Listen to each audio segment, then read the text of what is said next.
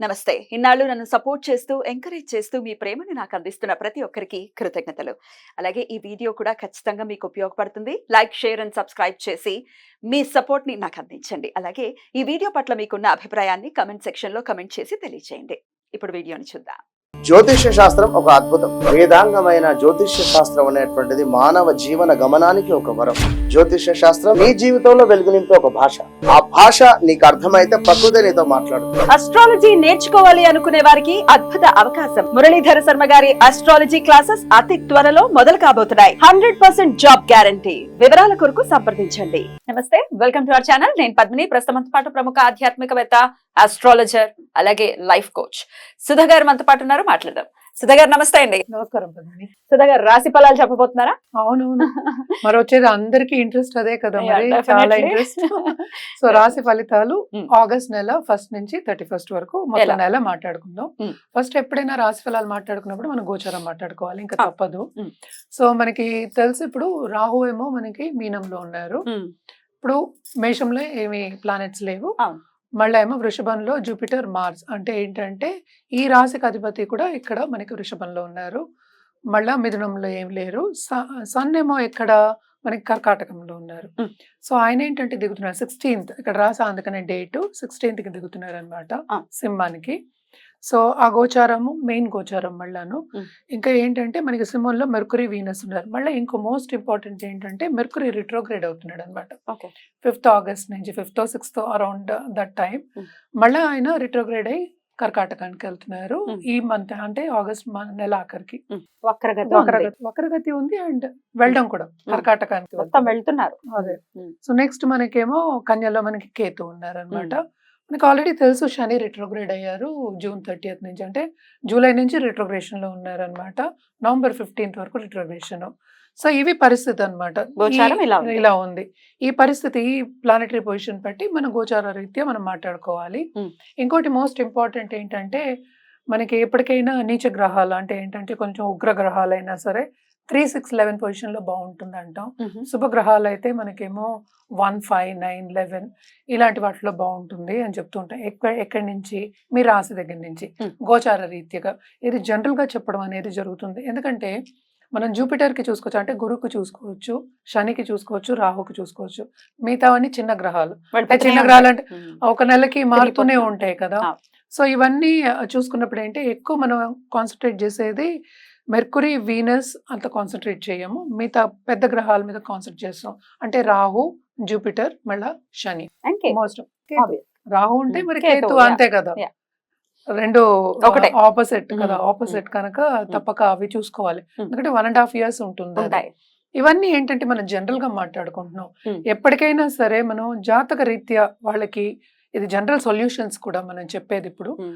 జాతక రీత్యా జాతకం చూపించుకున్న తర్వాత ఒక సొల్యూషన్ ఇవ్వడం కానీ కరెక్ట్ సొల్యూషన్ అని చెప్పేది ఇవ్వడం అనేది జరుగుతుంది. Mm. అలాగే ఒక జాతిరత్నం కూడా. ఇప్పుడు దీన్ని బట్టి మనం జనరల్ గా జాతిరత్నం చెప్తాం, కానీ జాతక రీత్యా ఇంకా చాలా ఉంటాయి. Mm. మనం దశ విశేషాల గురించి కూడా మాట్లాడున్నాము. అలాగే లగ్నం వస్తుంది. Mm. సో లగ్నం రీత్యా ఇదేంటంటే మూన్ పట్టి, అంటే ఏంటంటే మనకి గోచారం చంద్రుడిని పట్టి రాశిని పట్టి మనం మాట్లాడుకుంటున్నాం. Right. అందుకనే రాశి ఫలితాలు అన్నాం. Right. సో ఆ ఫలితాలు కొంచెం జనరల్ గా ఉంటాయి. Mm. సో ఎవరికైనా కావాలి అంటే తప్పక జాతకం అనేది పరిశీలించుకోవాలి. Right. అది పరిశీలించుకోవాలంటే కింద స్క్రోల్ అయ్యే సుధా గారిని కాంటాక్ట్ చేస్తే definitely గా. డెఫినెట్ గా చెప్పడం జరుగుతుంది. Mm. అండ్ ఆల్సో ఏంటంటే ఎప్పుడు అపాయింట్మెంట్ సెట్ చేయడం అవన్నీ కూడా రైట్, తప్పకుండా రాశి ఫలితాలు ఒకసారి చూసుకుందాం. మేష రాశి నుంచి మొదలుకొని మీన రాశి వరకు ఈ ఆగస్ట్ రాశి ఫలాలు ఎలా ఉన్నాయో ఇప్పుడు డాక్టర్ సుధా గారి ప్రొడిక్షన్స్ లో తెలుసుకుందాం. రైట్, ధనుసు రాశి వారికి ఆగస్ట్ నెల ఎలా ఉంటుందని అనుకోవచ్చండి? అది ఆపర్చునిటీ మంత్ అని చెప్పాలి. ధనుసు రాశి వాళ్ళకి Wow. చాలా బాగుంటుందనే చెప్పుకోవాలి. వీళ్ళకి కూడాను మనం చూసామంటే ఈ రాశికి అధిపతి అయిన ఆయన మనకి 6th లోకి వెళ్ళారు. అంటే ఏంటంటే 6th అంటే ఉపచయ హౌసెస్, Mm. అలాగే 5th లార్డ్ కూడా ఉన్నారు. సో ఉపచయ హౌసెస్ అవుతుంది. కానీ ఏంటంటే ఇక్కడ 6th లో ఉన్నప్పుడు మనకి సడన్ గా డబ్బు వచ్చే ఛాన్సెస్ ఉంటాయి. 6th also is indicator of money అన్నమాట. డబ్బు వచ్చినప్పుడు ఏమవుతుంది, మనకి ఎనిమిస్ ఎక్కువ అవుతారు. ట్రూ. సో ఏంటంటే వీళ్ళకి శ్రమ అధికం ఉంటుంది, కానీ వాళ్ళు అనుకున్న సాధిస్తారు. అలాగే శ్రమకి తగిన ఫలితం అనేది ఈ నెల తప్పక ఉంటుంది. అలాగే వీళ్ళ తోబుట్టువులకి చాలా బాగుంటుంది.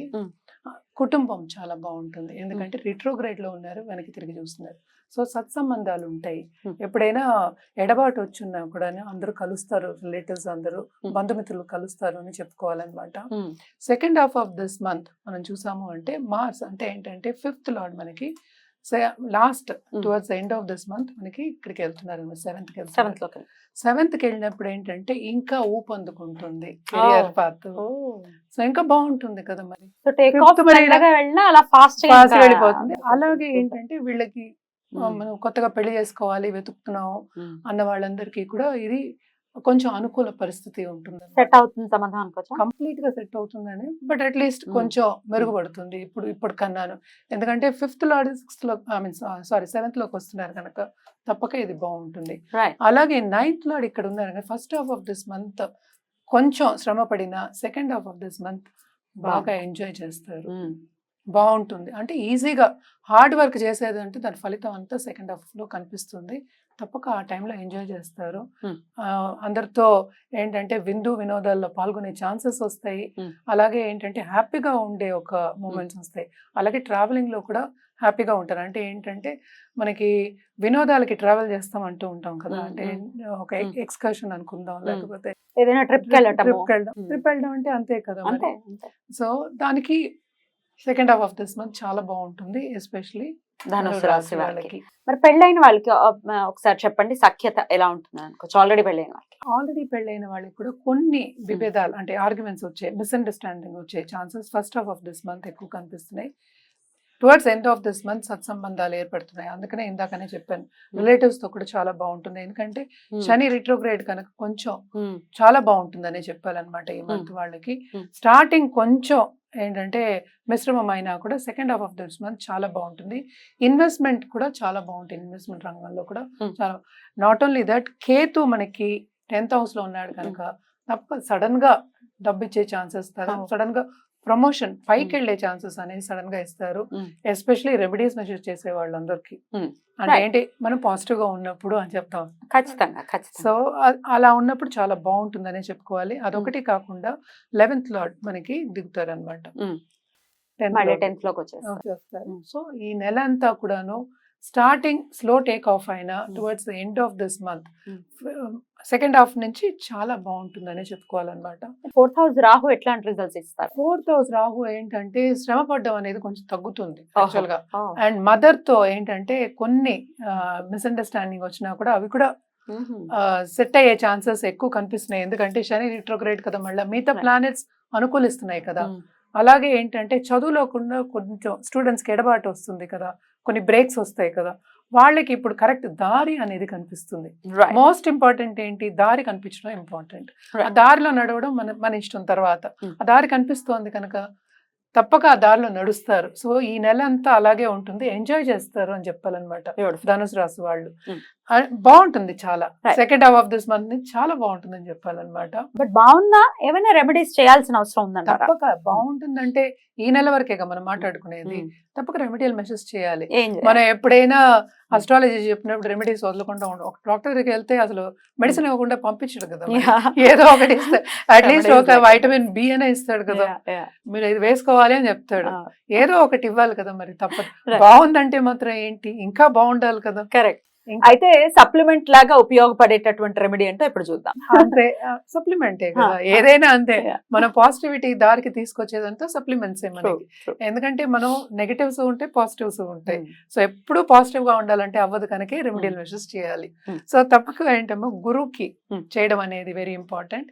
ఇంకోటి స్కందుడికి చేయడం, సుబ్రహ్మణ్య స్వామికి చేయడం, ఎందుకంటే ఆయన వస్తున్నాడు. సో దాంపత్య జీవితంలో ఇందాక చెప్పాను కదా, వెతుకుతున్న వాళ్ళందరికీ, కొత్తగా పెళ్ళవ్వాలి అనుకున్న వాళ్ళందరికీ ఇది బాగా పనికొస్తుంది అనమాట. అలాగే మనం చూసామంటే నువ్వులతోటి ఏదైనా చేసి, అదే సన్ కిందకి దిగుతున్నారు, 8th నుంచి 9th వెళ్తున్నారు, భాగ్యం మనకి బాగా ఏర్పడాలి అన్నప్పుడు నువ్వులతో బెల్లంతో చేసి పిల్లలకి పెట్టడం కానీ పెద్దవాళ్ళకి పెట్టడం కానీ. మనకి తెలిసి ఇప్పుడు చలికాలమే, నువ్వులు తింటే కూడా అది కూడా చాలా మంచిది. అంటే రైనీ సీజన్ లో కూడా తినచ్చు మనం అని చెప్పడానికి. ఇవన్నీ చేయడం ఏంటంటే మన పెద్దలు చెప్పినవే, మనం కొత్తగా ఏమీ చెప్పట్లేదు ఇప్పుడు. అలాగే ఏంటంటే శనికి దానం ఇవ్వడం మంచిదన్నమాట.